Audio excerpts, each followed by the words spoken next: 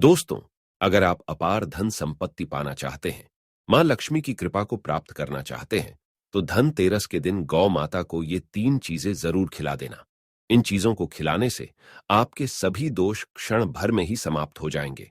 इसका फल आपको 1000 गुना मिलेगा और आपकी दरिद्रता भी समाप्त हो जाएगी। इसका प्रमाण हमारे पुराणों में मिलता है। जब युधिष्ठिर अपना सब कुछ खो बैठे थे, तो भगवान श्री कृष्ण से आज्ञा लेकर उन्होंने धनतेरस के पर्व पर गाय को ये चीजें खिलाई थी। इससे उन्हें विशाल साम्राज्य की प्राप्ति हुई और महाभारत के युद्ध में भी उनको विजय प्राप्त हुई। दोस्तों, दिवाली सनातन धर्म का प्रमुख त्योहार है, जिसकी शुरुआत धनतेरस से हो जाती है। हर साल कार्तिक मास की कृष्ण पक्ष की त्रयोदशी तिथि को धनतेरस का त्योहार मनाया जाता है।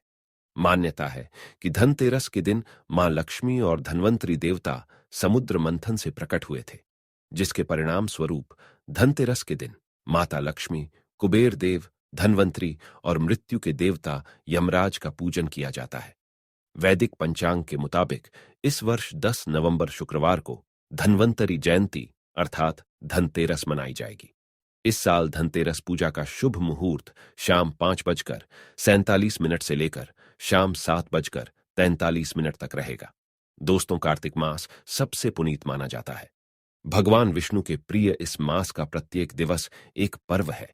इन्हीं पर्वों की श्रृंखला में आती है गोवत्स द्वादशी। इस दिन का उल्लेख भविष्य पुराण में भी उपलब्ध है। धनतेरस के दिन गाय की पूजा करने का भी विधान किया गया है। इस दिन गाय की पूजा करने से तथा उसे नाना प्रकार के भोग लगाने से शुभ फलों की प्राप्ति होती है। दोस्तों, हमारे प्राचीन धर्म ग्रंथों में गाय को एक अत्यंत महत्वपूर्ण और पवित्र पशु माना जाता है। शास्त्रों में गाय को माता कहा गया है और समस्त देवी देवता इनका पूजन करते हैं। गौ के 6 अंग गोबर, मूत्र, दुग्ध, दधि और घृत ये अत्यंत पवित्र और शुद्धि के साधन भी हैं। गोबर से बिल्व वृक्ष उत्पन्न हुआ, उसमें लक्ष्मी विद्यमान है, इसलिए इसे श्री वृक्ष कहा जाता है। गोबर से ही कमल के बीज उत्पन्न हुए हैं। गोमूत्र से गुग्गुल की उत्पत्ति हुई है, जो देखने में प्रिय और सुगंधि युक्त है, जो सभी देवों का आहार है। संसार में मूलभूत गोदुग्ध से उत्पन्न है। सभी मांगलिक पदार्थ दही से उत्पन्न है। घी से अमृत उत्पन्न होता है, जो देवों की तृप्ति का साधन है। गाय से ही यज्ञ प्रवृत्त होता है। गौ माता के शरीर में 35 कोटि देवी देवताओं का निवास होता है। गाय एक अत्यंत पवित्र, निर्मल, शांत, निष्पाप जीव है। ऋग्वेद में इसे संसार का पालन पोषण करने वाली कामधेनु माता कहा गया है। इसके दर्शन मात्र से मनुष्य के हजारों पाप नष्ट हो जाते हैं। इसीलिए कभी इस निष्पाप गौ माता पर अत्याचार नहीं करना चाहिए। गाय को कभी मारना नहीं चाहिए और कभी उन्हें कष्ट नहीं देने चाहिए। गाय को मारना शास्त्रों में सबसे बड़ा पाप माना गया है। दोस्तों, भगवान श्री कृष्ण को गायों से विशेष लगाव था। उन्हें गौ माता बहुत अधिक प्रिय थी। श्री कृष्ण के अनुसार गायों की सेवा करना ही सर्वश्रेष्ठ धर्म है। इससे बड़ा पुण्य का कार्य संसार में दूसरा कोई नहीं। कलयुग की भविष्यवाणी करते हुए भगवान श्री कृष्ण कहते हैं कि कलयुग में जब धर्म का लोप हो जाएगा, तब मनुष्य गाय की सेवा नहीं करेंगे। मनुष्य केवल दूध के लिए ही गाय को पालेगा। दूध के लिए वह गाय को बहुत कष्ट देगा, जिसके परिणाम स्वरूप कलयुग में पाप और अधर्म उसके चरम पर होगा।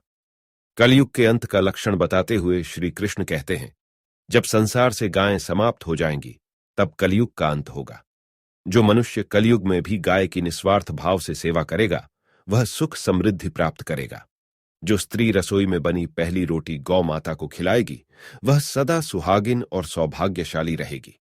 जो लोग अपने घर में गाय से प्राप्त पंचगव्य को घर में रखेगा, उसके घर में कभी दुख दरिद्रता नहीं आएगी। दोस्तों, हमारे धर्म के सभी शास्त्रों में गाय की सेवा को ही सर्वश्रेष्ठ माना गया है। जो व्यक्ति प्रतिदिन किसी न किसी तरह से गौ माता की सेवा करता है, वह सबसे अधिक पुण्यवान बन जाता है। गांव में तो मनुष्य को गाय की सेवा करने का अवसर प्राप्त होता है, लेकिन शहरों में गाय के दर्शन आसानी से नहीं हो पाते हैं।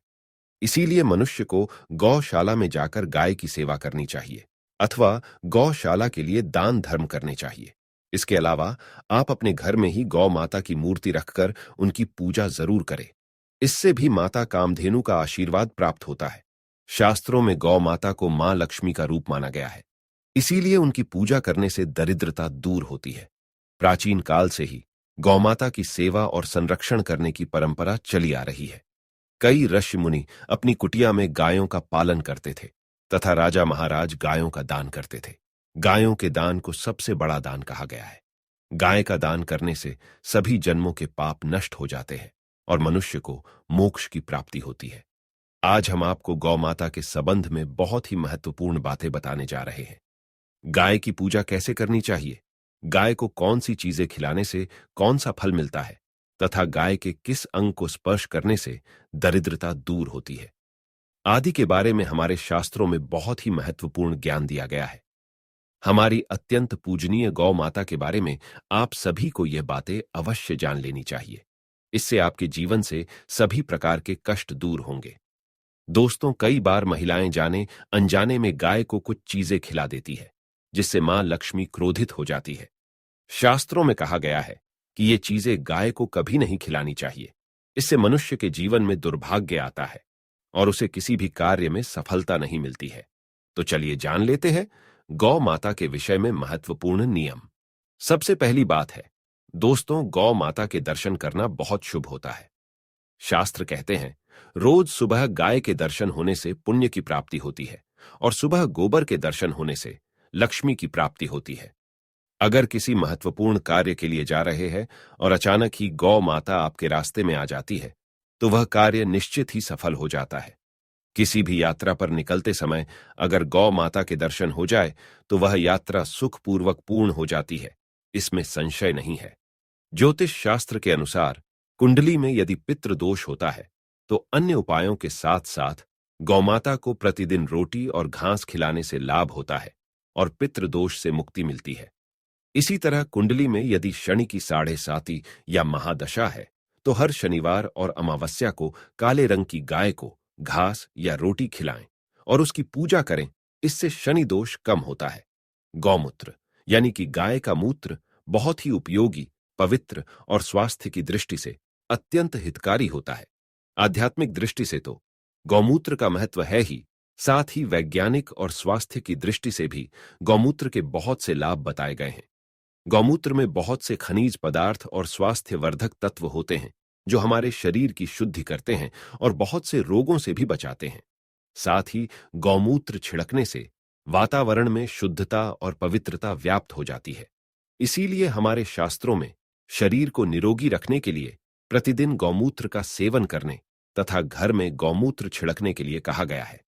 कुंडली में शुक्र ग्रह की स्थिति को मजबूत करने के लिए ज्योतिष शास्त्र के अनुसार सुबह के भोजन में सबसे पहली रोटी निकालकर एक सफेद गाय को खिलाना शुभ माना जाता है।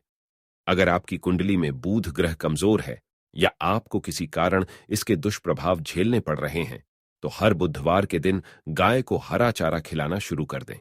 इससे बुध से जुड़े दुष्प्रभाव दूर होंगे और आपको तमाम समस्याओं का हल मिल जाएगा। अगर कुंडली में मंगल दोष है जिसके कारण आपके जीवन में कई तरह की परेशानियां हैं तो लाल रंग की गाय की सेवा करें। मंगलवार के दिन गाय का पूजन करें और उसे गुड़ और चने आदि खिलाएं। बृहस्पति ग्रह को जीवन के सभी मांगलिक कार्यों का कारक माना जाता है। ऐसे में अगर किसी व्यक्ति के जीवन में विवाह आदि मांगलिक कार्यों में विघ्न निर्माण हो रहे हैं तो उन लोगों को कुंडली में बृहस्पति ग्रह की स्थिति को मजबूत करने के लिए रोटी पर गुड़ और चने रखकर गाय को खिला देना चाहिए। इससे आपको शुभ परिणाम प्राप्त होते हैं। अगर घर में अशांति है, लड़ाई झगड़े होते रहते हैं तो घर में सुख शांति बनाए रखने के लिए घर के अंदर गाय के गोबर से बने उपले को जलाना चाहिए और उसका धुआं संपूर्ण घर में फैलाना चाहिए। इससे घर की नकारात्मक ऊर्जा नष्ट होती है और सकारात्मक ऊर्जा में वृद्धि होती है। गाय के दूध, दही, घी, गोबर और गौमूत्र से बनने वाले मिश्रण को पंचगव्य कहते हैं। पंचगव्य को पापनाशक कहा जाता है और हिंदुओं की एक धार्मिक विधि प्रायश्चित करने में इसका उपयोग किया जाता है। पंचगव्य को बनाने वाली सभी वस्तुएं अत्यंत उपयोगी होती हैं जो स्वास्थ्य के लिए लाभदायक तो है ही, साथ ही औषधीय गुणों से भी भरपूर है। दोस्तों, अगर आपके द्वार पर गौ माता आती है तो उसे बिना रोटी खिलाए जाने मत देना, नहीं तो आपको दुर्भाग्य का सामना करना पड़ेगा।